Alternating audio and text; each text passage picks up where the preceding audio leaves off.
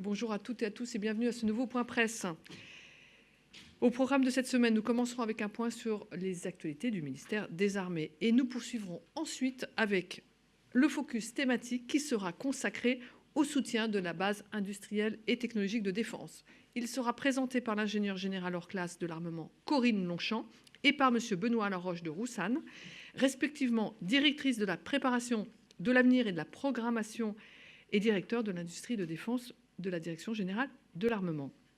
Ils nous exposeront la mobilisation de la DGA en faveur du renforcement des capacités de défense françaises avec un point sur les commandes en cours. Nous poursuivrons avec le point sur les opérations militaires françaises présentées par le colonel Guillaume Vernet, porte-parole de l'état-major des armées.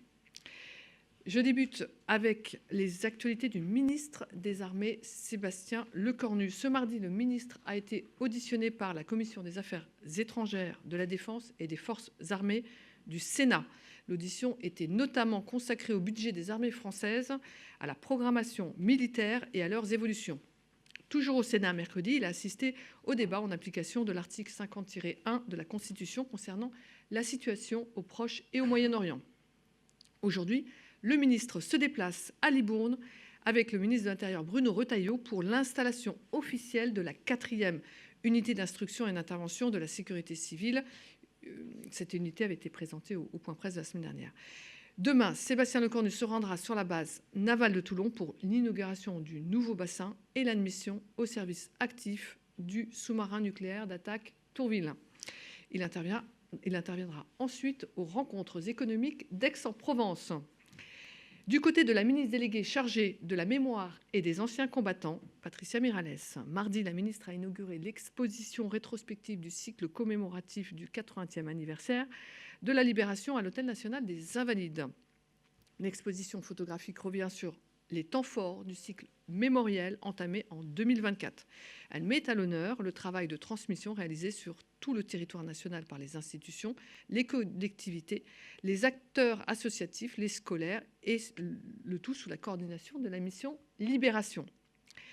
Samedi, Patricia Mirallès sera dans le Finistère, d'abord à Brest, à l'occasion de l'inauguration du monument Mère El Kébir, puis à Carantec, pour une cérémonie en hommage aux femmes et aux hommes qui ont pris la mer pour rejoindre l'Angleterre et la France libre. Je poursuis avec les actualités du ministère dans le domaine capacitaire.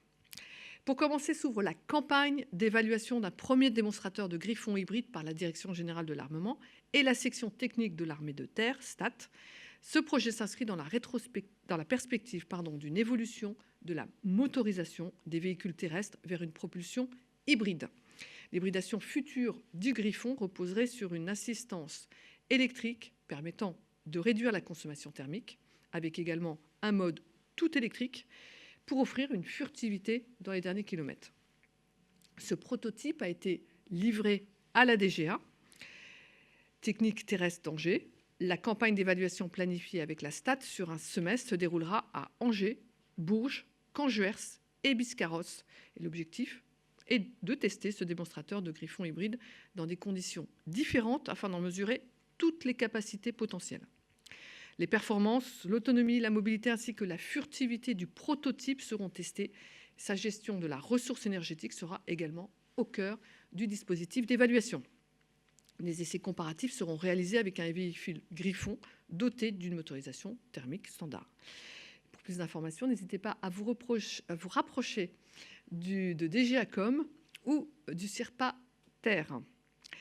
Je passe maintenant à la Marine nationale avec des entraînements de tir de munitions complexes pour l'aéronautique navale.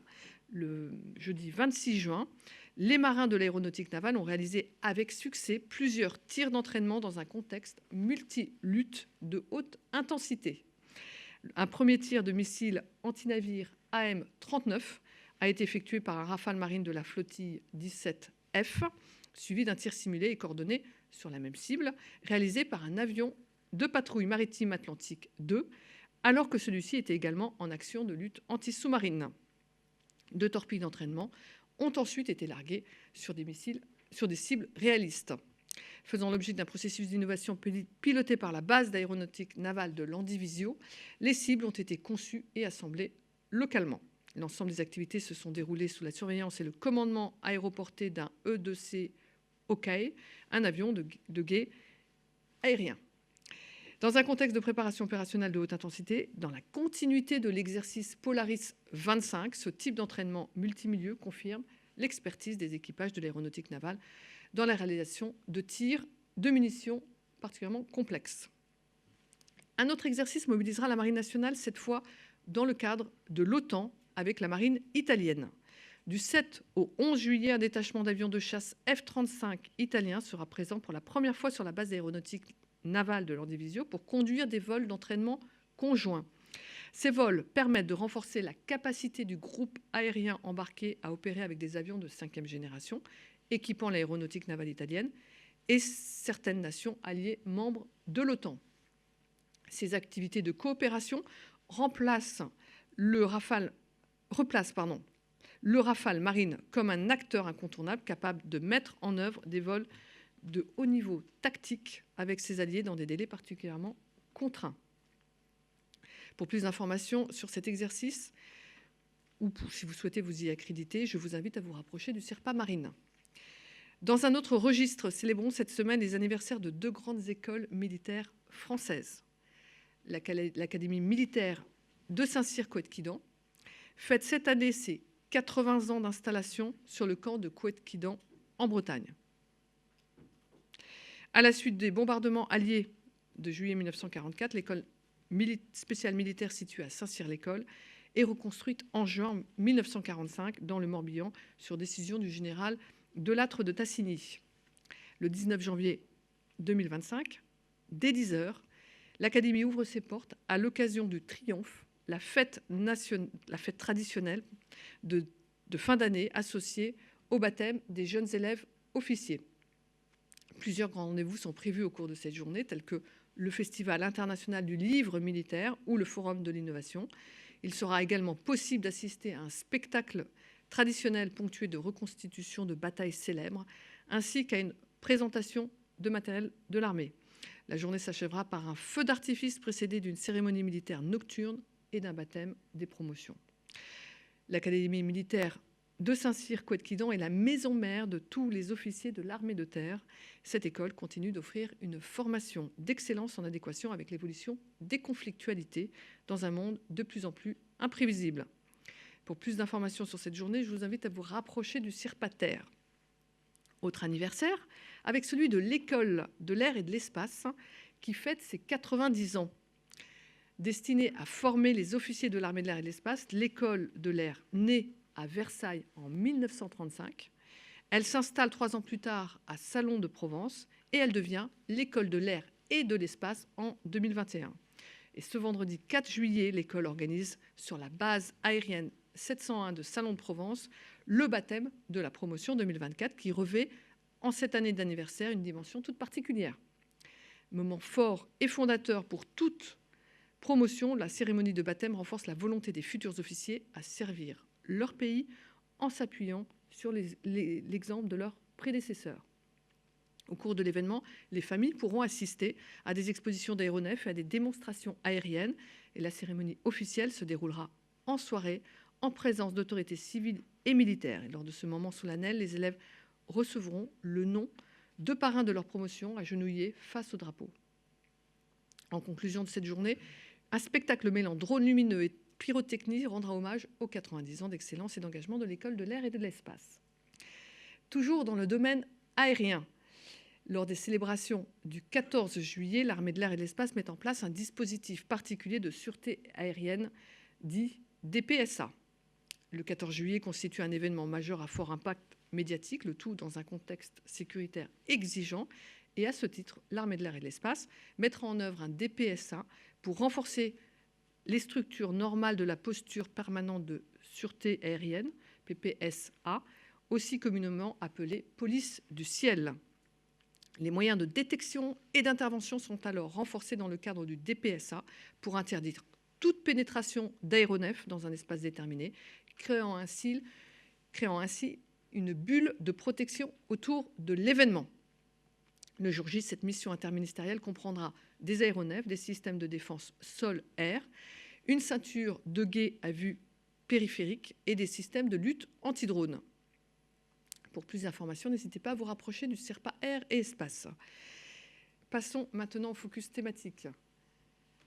Le durcissement du contexte international et tout particulièrement la guerre en Ukraine ont rappelé la nécessité de développer et d'entretenir une base industrielle et technologique de défense. BITD. Elle doit être souveraine et résiliente à l'échelle française, mais aussi européenne. En juin 2022, le président de la République a appelé à accélérer l'effort de défense pour garantir à la France de disposer d'un potentiel militaire robuste et capable de soutenir un effort prolongé. En phase avec l'évaluation du contexte stratégique, la loi de programmation militaire traduit l'expression des besoins des armées en des termes budgétaires concrets. Les moyens de la LPM 2024-2030 sont à la hauteur de ces besoins et du niveau d'ambition fixé, avec une enveloppe de 413,3 milliards d'euros. Et cela participera à la modernisation et au renforcement des capacités de défense françaises. Le financement de cet effort de défense est un puissant levier de croissance. Chaque euro investi dans la défense génère entre 1,27 et 1,68 euros pour l'économie nationale. La Direction générale de l'armement travaille avec les autres entités du ministère des Armées pour donner davantage de visibilité aux industriels, simplifier les prises de commandes et sécuriser les chaînes d'approvisionnement. Ces prises de commandes destinées à l'équipement et à la modernisation des forces s'inscrivent dans le cadre de la LPM 2024-2030. La politique d'exportation résolument inscrite dans une vision européenne permet de garantir l'autonomie stratégique de la France et de développer la BITD. Le modèle de défense français permet d'assurer la continuité des productions, réduire les coûts via des économies d'échelle, maintenir des compétences rares, favoriser l'innovation et les efforts de recherche et de développement. Mais je n'en dis pas plus et cède la parole à l'ingénieure générale hors classe de l'armement Corinne Longchamp et à M. Benoît Laroche de Roussanne qui vont nous expliquer comment la DGA soutient au quotidien cet effort de défense matérialisé par un accompagnement robuste et une série de commandes exprimées à la BITD. Je vous en prie, c'est à vous. Merci beaucoup. Merci beaucoup, Madame la déléguée. Bonjour à tous. Donc, je suis l'ingénieure générale Corinne Longchamp. Je suis donc directrice de la préparation de l'avenir et de la programmation militaire. Donc, je suis en charge de la direction qui définit les feuilles de route capacitaires pour nos capacités de défense futures et également de l'aspect, on va dire, budgétaire, programmation des crédits pour soutenir cet effort de défense. Donc, avec Benoît Laroche de Roussanne, donc directeur de l'industrie de défense, nous allons vous présenter un point d'étape à mi-année et quelques semaines après le Salon du Bourget, un point d'étape focalisé sur l'action de la DGA en soutien aux capacités de défense. Donc, en ce qui me concerne, je dresserai un point de situation sur l'état des commandes et paiements auprès de notre BITD. Et Benoît, quant à lui, interviendra sur les dispositifs de soutien déployés par la DGA au profit de notre BITD, base industrielle et technologique de défense. Mon propos sera structuré en 3 points. Tout d'abord, un rappel sur le contexte de la loi de programmation militaire 2024-2030, un focus sur un rappel sur les conditions selon lesquelles l'exercice de gestion 2025 a été lancé, et enfin, ce qui sans doute vous intéresse le plus, l'état des commandes et des paiements, avec quelques exemples concrets. Donc, en ce qui concerne, donc, comme l'a indiqué la déléguée, la loi de programmation 2024-2030 est particulièrement ambitieuse. Après une loi de programmation 2019-2025 qui était dédiée à la réparation de notre outil de défense, celle-ci se consacre sur la remontée en puissance de notre outil avec des marches annuelles. Je crois qu'il y a normalement un petit slide, voilà, qui donc sont supérieures à 3 milliards d'euros. Donc, comme vous le voyez, le budget était d'un peu plus de 32 milliards en 2017 et nous en sommes aujourd'hui, grâce à cet effort conséquent, à plus de 50,5 milliards d'euros donc prévus, qui ont été votés cette année. Et la trajectoire de cette loi de programmation militaire 2024-2030 prévoit un budget supérieur à 67 milliards d'euros à horizon 2030. Donc, pour rappel, cette trajectoire donc, qui a été votée par le Parlement nécessite de voir les crédits confirmés année après année, et donc dans le budget voté. Les crédits, donc, comme je le disais, de la mission défense ont été confirmés dans la loi de finances initiale 2025, et donc nous observons une hausse de plus de 7% entre l'année 2024 et l'année 2025.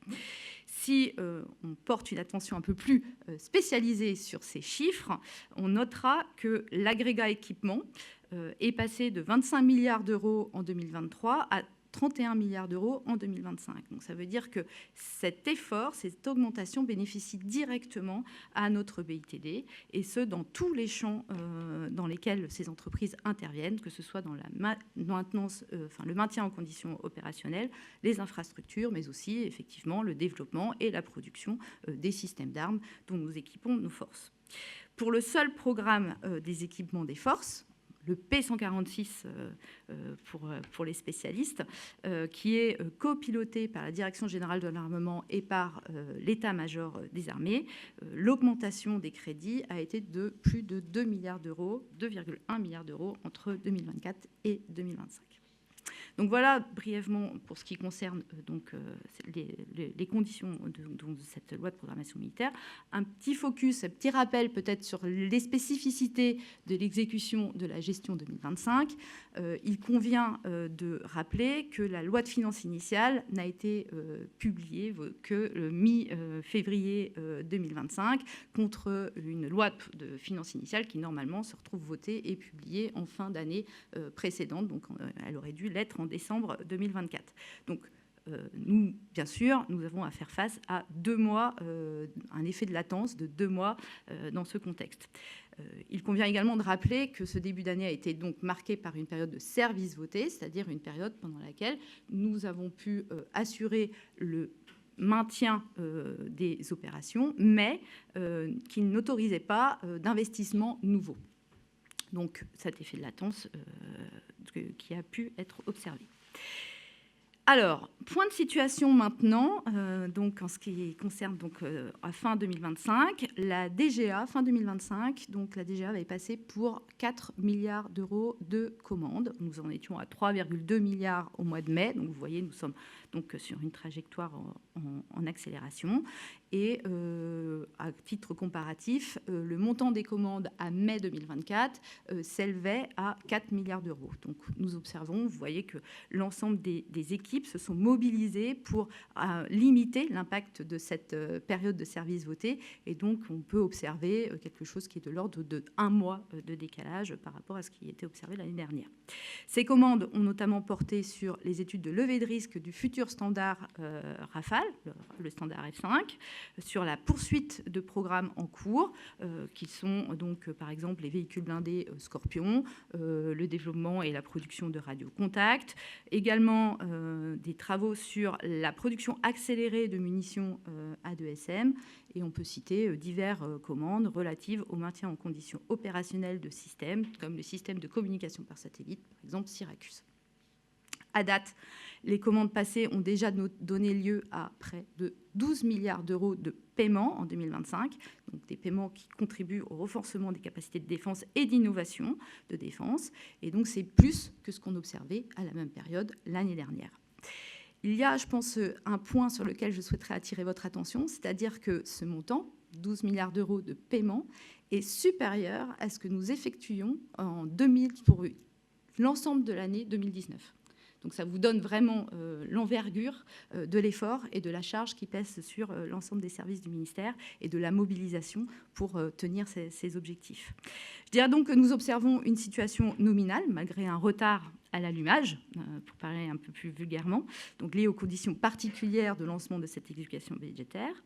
Et je voudrais donc signaler également que classiquement, la trajectoire de ces commandes s'accélère chaque année en fin d'année. C'est une trajectoire nominale. Pourquoi est-ce que nous avons autant d'engagements sur la toute fin d'année? C'est parce que les négociations qui sont en cours avec l'ensemble des industriels prennent du temps et généralement se dénouent en fin d'année. Et donc, c'est un travail qui est conduit avec l'ensemble des équipes avec une exigence tout à fait particulière pour assurer que chaque euro dépensé, investi, bénéficie directement au ministère, aux forces armées et bien sûr aux Français qui, eux, auraient eu égard à l'effort particulièrement conséquent qu'ils consentent à leur défense. Le soutien aux capacités de défense, c'est également le soutien apporté par la DGA à la BITD dans son ensemble. Et je laisse la parole à Benoît qui va pouvoir vous éclairer sur ce point. Merci beaucoup, chère Corinne. Je me présente, je suis Benoît Laroche de Rossane, directeur de l'industrie de défense à la DGA depuis le mois de mars. Je succède à Alexandre Lahousse qui était intervenu à ce pupitre, je crois, en début d'année. Comme tu le disais, Corinne, l'action de la DGA en faveur du tissu industriel ne se limite pas aux commandes, qu'elles soient pour la France ou pour l'export, mais dont nous venons de parler, mais elle se déploie par toute une politique industrielle en faveur de la BITD, ce qui d'ailleurs constitue l'une des 5 missions telles qu'elles sont définies pour la DGA, en l'occurrence orienter et soutenir la BITD dans une logique de souveraineté.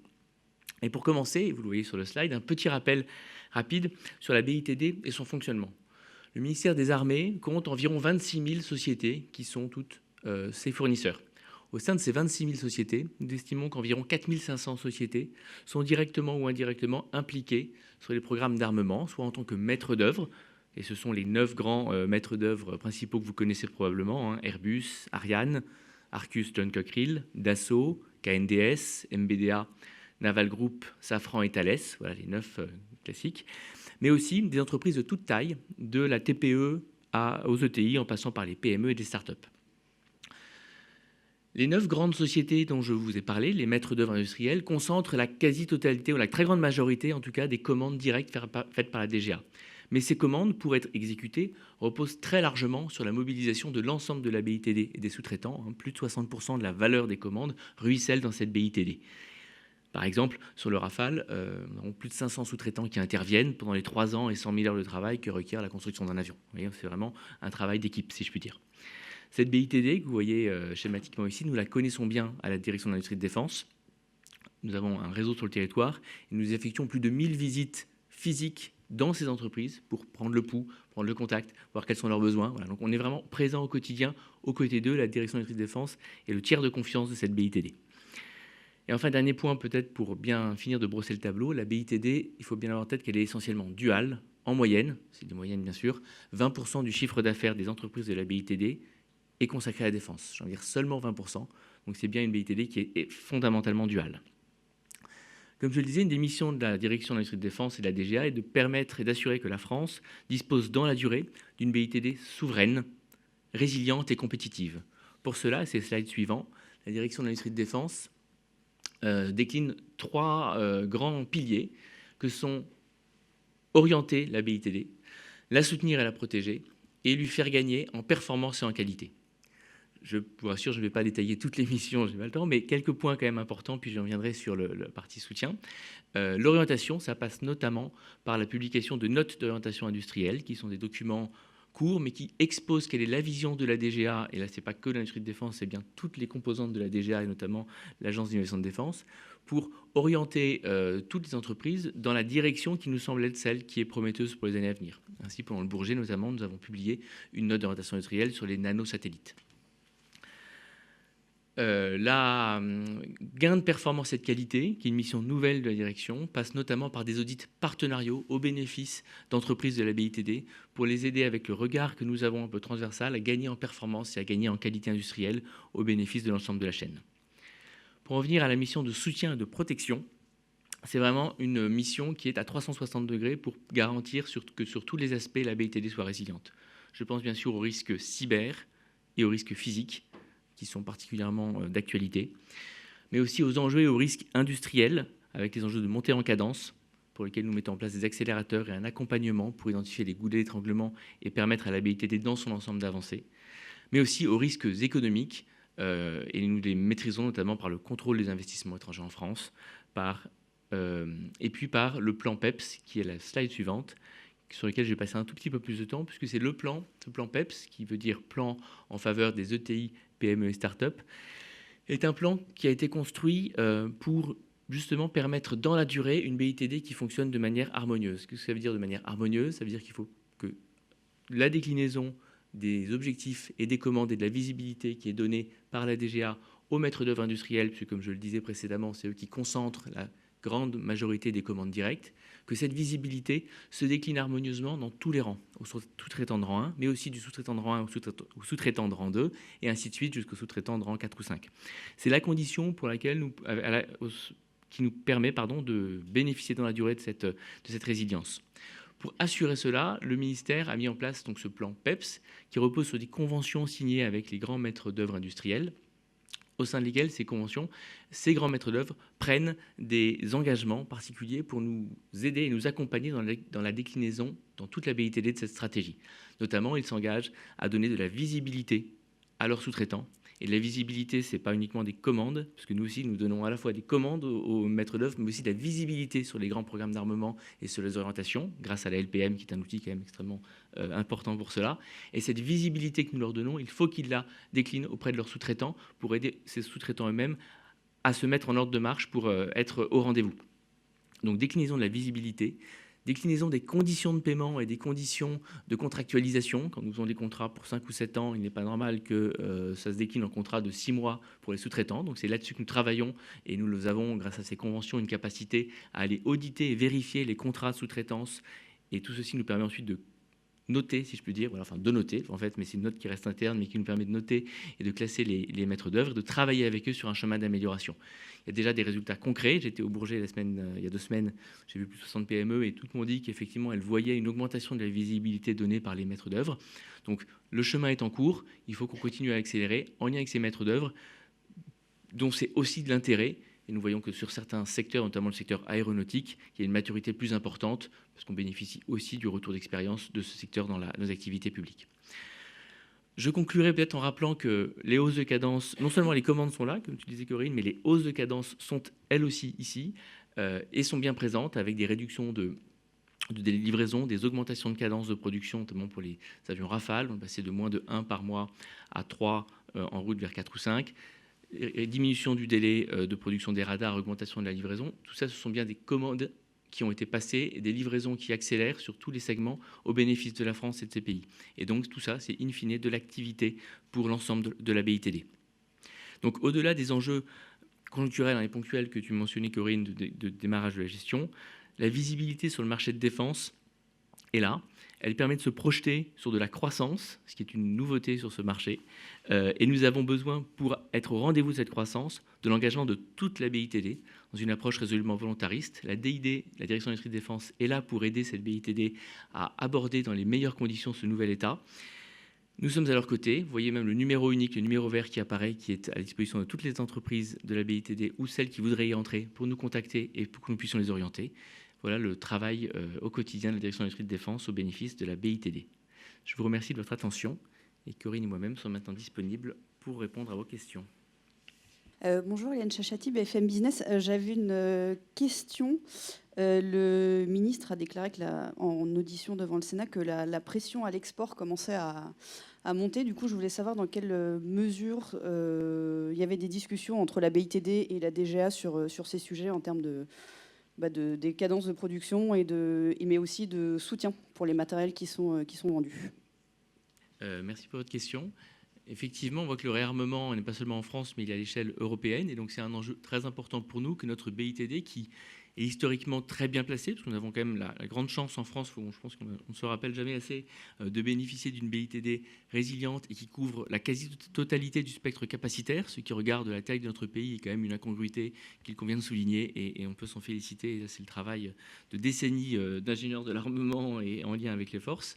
Je le dis d'autant plus facilement que je n'en viens pas, donc je peux me plus facilement féliciter pour cet aspect. Et donc, c'est effectivement un enjeu absolument crucial que notre BITD soit bien positionné pour capter ces opportunités d'export qui sont en augmentation. Et donc, nous sommes en train de mener justement en ce moment un cycle de discussion stratégique avec l'ensemble des maîtres d'œuvre pour partager la stratégie et les voies et moyens de nous assurer que notre BITD soit bien positionné et bénéficie dans les meilleures conditions de ce réarmement européen. Alors du coup, concrètement, à part les discussions, qu'est-ce que vous pouvez mettre en place comme mesure pour les accompagner encore davantage? Est-ce que c'est faciliter des procédures ou, voilà. Peut-être plus généralement, enfin, nous avons tout un dispositif de soutien à la BITD pour se positionner à l'export. Il y a une direction qui est la direction internationale de la coopération et de l'exportation qui est dédiée à ce dialogue et donc qui est moins porté sur des aspects purement industriels, mais vraiment pour les aider à identifier quels sont les marchés sur lesquels ils peuvent se positionner, les mettre en relation avec les bonnes personnes à l'étranger, également étudier l'ensemble des dispositifs et du soutien étatiques qui peuvent être mises en œuvre pour les aider à se placer. Donc c'est tout un travail qui est effectivement fait par une direction dédiée de la DGA de ce point de vue-là. On a des attachés d'armement qui sont placés dans les principales ambassades et qui se font relais tant pour capter les informations au sein des pays auprès de savoir quelles sont les opportunités tant de coopération et d'exportation, parce que on parle de plus en plus, on parle d'exportation, mais de plus en plus, en fait, il n'y a plus d'exportation nette comme c'était le cas avant. On est vraiment changé de modèle. Maintenant, on est vraiment passé sur une approche de coopération, de partenariat avec des pays qui, à la fois, sollicitent aussi nos opérationnels, parce que c'est bien ça aussi qu'ils viennent chercher. Ils viennent chercher le savoir-faire industriel, ils viennent chercher l'accompagnement DGA, parce que beaucoup n'ont pas d'entité similaire à la DGA dans ces pays, et donc recherchent vraiment un accompagnement technique et l'expertise que la DGA peut apporter pour la validation et la qualification des matériels qui sont produits, développés et produits. Et puis, ils viennent chercher le savoir-faire opérationnel français. Et là, il y a aussi tout un dialogue qui est mené par l'état-major des armées à l'international. Bonjour, Christophe Vignon pour le magazine Airfan et Défense Expert. 10 questions, si vous le permettez. Première question, comment ça se passe au niveau des prises de commandes faites par la DGA? Est-ce qu'il y a une partie en fait, qui est payée donc, aux sociétés à l'avance? Et est-ce qu'il y a une partie, bien sûr, qui est payée lors de la livraison du matériel en question? Et deuxième petite question, vous me dites si je me trompe, j'ai noté tout à l'heure plus de 400 milliards donc, effectivement prévus d'investissement sur plusieurs années. Quels sont les budgets qui risquent quand même d'être impactés, puisqu'on demande quand même au budget de faire des économies à hauteur de 40 milliards sur tous les ministères?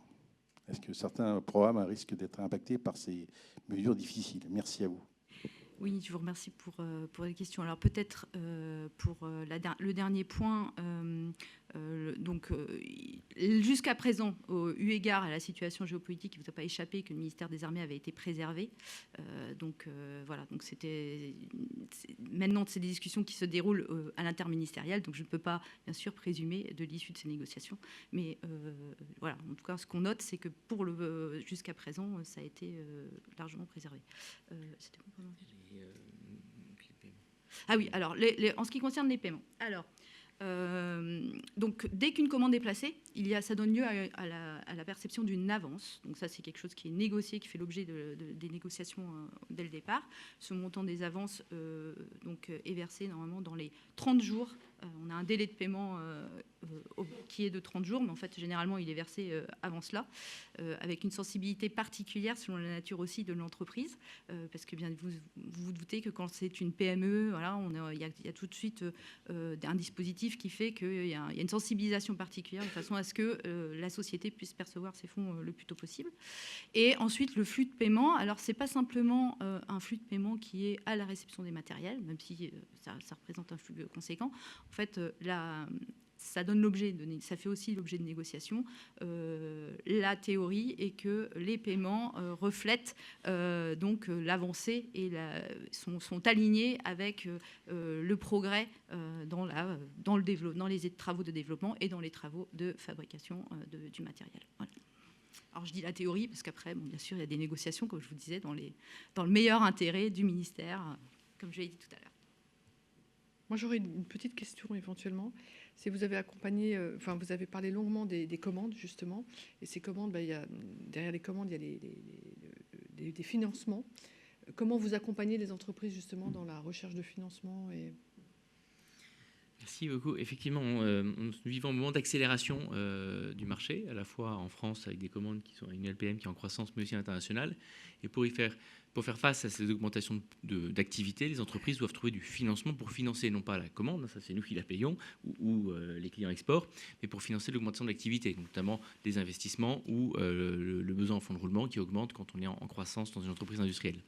Et donc c'est un des sujets que la direction de l'industrie de défense travaille en lien étroit avec nos collègues de Bercy, qui a donné lieu à un événement le 20 mars à Bercy entre les ministres de l'économie et le ministre de la Défense, pour justement mobiliser l'ensemble des acteurs au financement de l'industrie de défense. Donc c'est bien, on ne parle pas du financement des commandes, on parle bien du financement de cette industrie, de cet outil industriel et de cet ensemble de PME.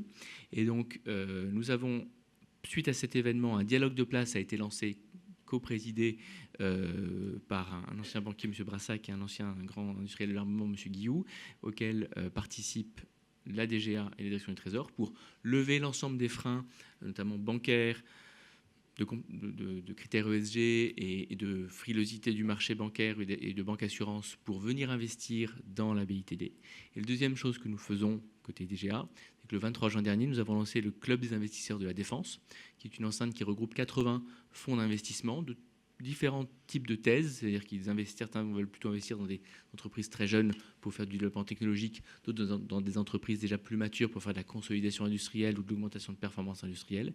Et c'est ces investisseurs-là que nous allons accompagner pour les aider à comprendre ce qu'est la BITD, les besoins, pour qu'ils puissent venir financer au bon endroit les entreprises de la défense. Et nous leur avons demandé d'ailleurs de signer une charte pour qu'ils s'engagent à investir à nos côtés comme des investisseurs souverains et ayant vraiment une vision industrielle de long terme. Merci. Et vous étiez, je crois, au Salon du Bourget. Vous avez rencontré un certain nombre d'industriels. Qu'est-ce qui vous a marqué le plus dans ces échanges ? Alors deux choses. Bon, déjà, le dynamisme, mais ça, je pense que c'est très valable. Dans le deuxième, c'est qu'à chacun, j'ai demandé quel était le principal frein pour l'accélération, puisque j'ai vu des entreprises de toute taille, de TPE, de 5-10 personnes à des ETI de 2-3 000 personnes, tous vraiment sans exception, et ça m'a beaucoup marqué, m'ont répondu que leur principal frein, c'était la capacité à recruter, et à recruter à tout niveau, ingénieurs, techniciens, ouvriers. Et ça renvoie vraiment à une difficulté que l'on connaissait et qu'on essaie de traiter, je vais vous dire comment, qui est l'attractivité des métiers de l'industrie, et là encore à tous les niveaux. Et ça, c'est pas spécifique à la BITD ou au secteur de la défense. Je pense que nos collègues de la DGE à Bercy pourraient dire la même chose pour l'industrie civile. Cette attractivité des métiers industriels. Et donc là-dessus, nous y travaillons sous plusieurs angles. Le premier, c'est en lien avec France Travail. Nous avons une convention nationale qui se déploie maintenant dans les territoires pour avoir des événements spécifiques pour l'industrie de défense, j'allais dire de speed dating, si vous me passez l'expression, pour essayer justement de réorienter les chômeurs vers les métiers de l'industrie, puisque ces industriels que j'ai rencontrés sont tous prêts à former les agents. Ils attendent des personnes motivées, impliquées, et ils vont les former.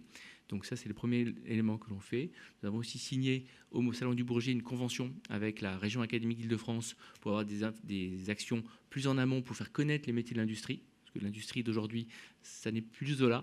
C'est vraiment, et on se rend compte qu'il y a une méconnaissance de ce qu'est une usine au XXIe siècle et les conditions de travail dans une usine, et y compris d'ailleurs les conditions salariales qui sont même plutôt intéressantes.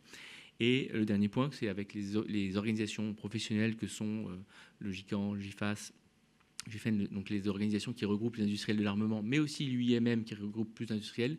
Nous réfléchissons à des actions de communication pour là aussi faire connaître les métiers de l'industrie de défense, encore une fois à tous les niveaux, parce qu'il y a beaucoup d'emplois. Nous avons fait une enquête il y a 6 mois, je crois, qui disait qu'il y avait près de 10 000 emplois qui attendaient d'être pourvus dans l'industrie de défense. Donc on a des gros besoins et c'est ça qui est vraiment un des principaux, le principal point qui est remonté de mes échanges au Bourget. Merci beaucoup pour vos interventions et cet éclairage qui était vraiment très, très intéressant et très bien illustré. Merci à vous. Et nous passons maintenant au point sur les opérations militaires françaises avec le colonel Guillaume Vernet. Merci Madame la Directrice. Bonjour à tous et à toutes. On va commencer ce tour d'horizon des opérations avec l'Europe, puisqu'en Europe, les alliés de l'OTAN contribuent à la sécurité collective par leur posture défensive et réactive. Alors tout d'abord en Arctique, à la demande du partenaire danois, un avion ravitailleur A330 MRTT de l'armée de l'air et de l'espace a été déployé au Groenland du 23 au 27 juin. Il y a effectué des missions de ravitaillement en vol d'avions de combat danois au sein d'un groupe composé d'un Challenger et d'un détachement de F-16 de la Royal Danish Air Force. Cette activité opérationnelle vient renforcer les liens entre les armées danoises et française et permet l'approfondissement du savoir-faire dans les manœuvres militaires au nord du cercle arctique. passe à l'Estonie, où le sous-groupement tactique interarmes, le SGTIA français déployé à Tapa, poursuit sa préparation opérationnelle à travers des entraînements au combat en zone urbaine, au combat de tranchées et au tir à l'arme légère d'infanterie. En parallèle, les militaires français du bataillon multinational de l'OTAN en Estonie ont réalisé des entraînements spécifiques pour les Joint Terminal Attack Controllers, les JTAC. Donc, ce sont des contrôleurs avancés aériens qui font du guidage pour l'appui-feu. Ces manœuvres réalisées en coopération avec les militaires britanniques du bataillon permettent de coordonner les phases d'appui aérien en vue des prochains exercices du mandat. Un partage de savoir-faire qui est essentiel, réalisé dans un cadre interarmé et interallié. En Roumanie, au cours de la semaine passée, le bataillon multinational de l'OTAN sous commandement français a participé à 2 exercices destinés à renforcer la coordination interarmes. Tout d'abord, l'exercice Eagle Angel. C'est un exercice de simulation d'évacuation sanitaire, un mass casualty et de la MEDEVAC, aux côtés de fantassins espagnols. Et il a contribué à l'intégration des procédures médicales opérationnelles depuis la prise en charge sur le terrain jusqu'à l'évacuation vers une structure de soins. Et d'autre part, un second exercice, Eagle Lightning, qui a permis la mise en œuvre opérationnelle des systèmes de communication du bataillon. Cet entraînement a permis d'incorporer l'ensemble des unités dans un même réseau tactique, de s'exercer aux procédures d'alerte et de confirmer la capacité du bataillon à agir de manière cohérente et coordonnée dans un environnement opérationnel contraint. On passe à la sécurisation du sommet de l'OTAN à La Haye, puisqu'en parallèle, donc aux Pays-Bas, du 25 au 26 juin, un avion de guet aérien E-3F AWACS de l'armée de l'air et de l'espace a contribué à la protection aérienne du sommet de l'OTAN à La Haye, aux côtés des forces de l'Alliance. Et parlons maintenant du soutien militaire à l'Ukraine, puisque depuis le début de son engagement en soutien à la mission d'assistance militaire de l'Union européenne, EUMAM, la France renforce les capacités des forces armées ukrainiennes, les FAU. Ainsi, cette semaine, les stagiaires ukrainiens ont poursuivi leur formation sur le combat de tranchées, le combat en zone urbaine comme en terrain ouvert. En parallèle, les FAU ont bénéficié d'instructions de tir au combat et de tir de précision à longue distance.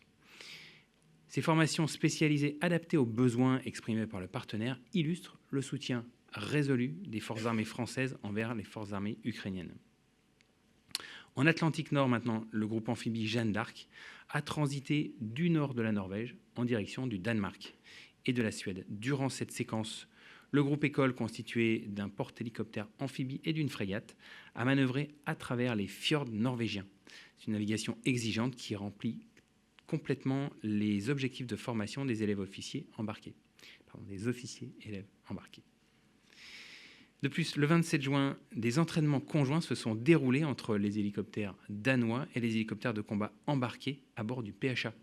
Ces exercices interalliés renforcent l'interopérabilité entre les armées françaises et danoises. Ils attestent de leur capacité à réaliser des opérations interalliées et interarmées à terre, sur la mer et dans les airs.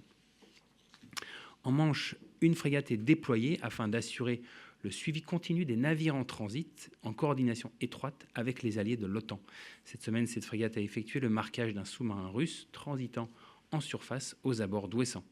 Ces opérations illustrent l'engagement des armées françaises pour la maîtrise et la protection des approches maritimes de l'Alliance.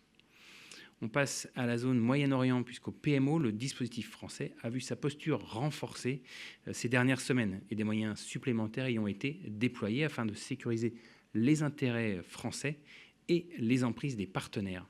Ce dispositif modulable et réactif est une illustration parmi d'autres de l'adaptation de la force face à la crise récente.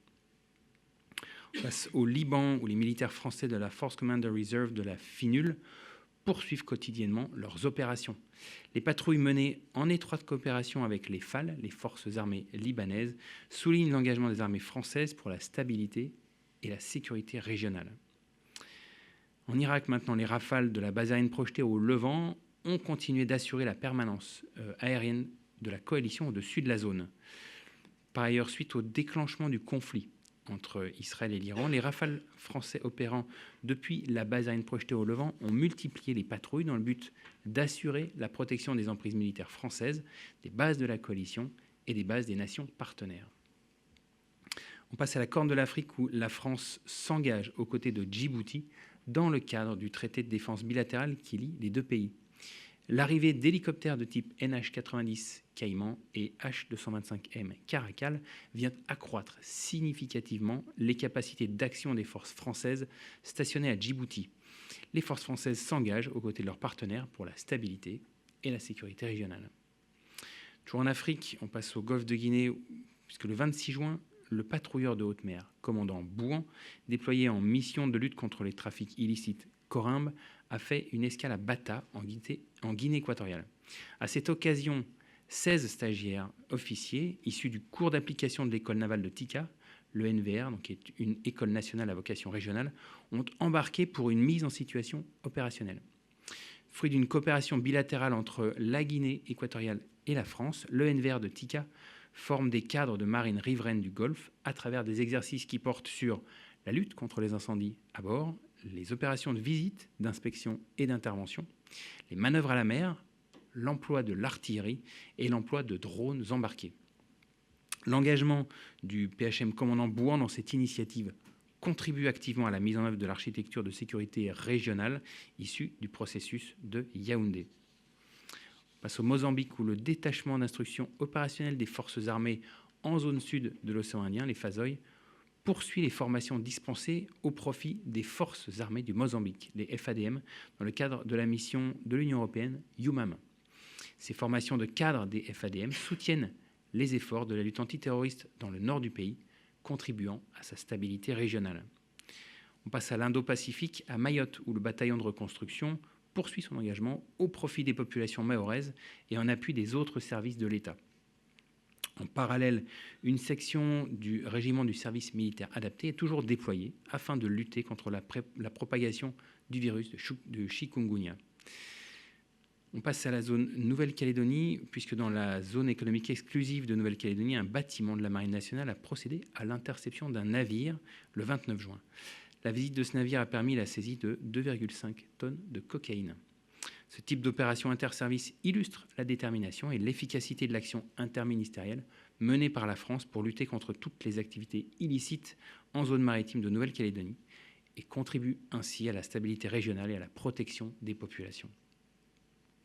On passe en Guyane où l'opération Harpie de lutte contre l'orpaillage illégal se poursuit. Les patrouilles conjointes des forces armées en Guyane, les FAG, aux côtés des forces de sécurité intérieure, se poursuivent à partir de postes avancés en forêt et sur les fleuves, permettant le démantèlement des sites d'orpaillage clandestins. Depuis cette semaine, les moyens des FAG ont été mis à contribution et ont réalisé des missions d'assistance à la population. Ainsi, l'avion de transport de type CASA et 2 hélicoptères de type Puma et Fennec des forces armées en Guyane ont été mobilisés pour des évacuations sanitaires depuis les zones éloignées ou peu accessibles. Ils ont ainsi évacué 9 patients de jour comme de nuit avec le concours du service mobile d'urgence et de réanimation, le SMUR. L'appui fourni par les moyens militaires afin de prendre en charge et d'évacuer les patients contribue ainsi directement à l'assistance aux populations. On termine avec le territoire national au sujet de la campagne de lutte contre les feux de forêt, puisque depuis 40 ans, la participation des armées à la lutte contre les feux de forêt repose sur des moyens qui sont dédiés. Cette année, l'opération a commencé le 27 juin et recouvre l'ensemble de l'Hexagone afin de faire face à l'extension des zones menacées par les feux de forêt et les aléas climatiques. Engageant des moyens humains, aériens et motorisés, les armées françaises mettent à disposition de la Direction générale de la sécurité civile et de la gestion des crises, donc la DGSCGC, des capacités d'intervention de fin juin jusqu'à fin septembre. Ceci conclut mon intervention. Je suis prêt à répondre à vos questions. La différence entre élève-officier et officier-élève, est-ce que vous pouvez la donner ? Alors, c'est un statut. En fait, élève-officier, il est toujours en école, et officier-élève, donc là, c'est en école d'application. Il commence à faire son métier d'officier, c'est-à-dire qu'il porte des responsabilités réelles. C'est-à-dire, on lui donne les commandes, et puis c'est à lui de réagir. Donc, c'est une et aussi une différence de grade, bien entendu. C'est-à-dire que c'est le premier grade réel d'officier qu'ils vont porter dans leur carrière. J'en profite. Le dispositif renforcé au Moyen-Orient consiste en... Donc le dispositif a été renforcé sur décision du président de la République. Donc on vous en a déjà parlé, il y a des rafales supplémentaires qui ont été ajoutées, des rafales qui étaient là pour assurer la protection des emprises françaises, qui est l'effet majeur qui est recherché, et puis pour augmenter la stabilité, la sécurité dans la région. On a évoqué aussi le renfort par des moyens maritimes, frégates, pour avoir une meilleure surveillance et une appréciation de la situation, et ainsi être en mesure de pouvoir réagir, donc une capacité aussi de feu.